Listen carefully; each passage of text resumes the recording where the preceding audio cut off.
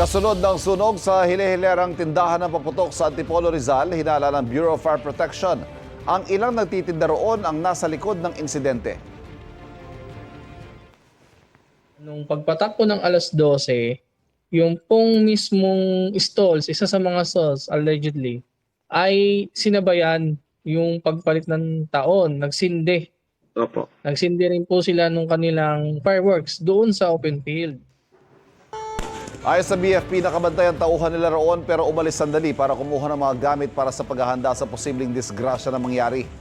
Kasabay raw niyan ay may nag-set up ng aerial fountain sa gitna ng football field kung saan nakapwesto ang mga tindahan.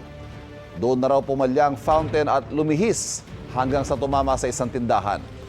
Patuloy pa naman ang investigasyon para matukoy kung sino ang salarin na mahaharap sa reklamong negligence resulting in damage to property and physical injury.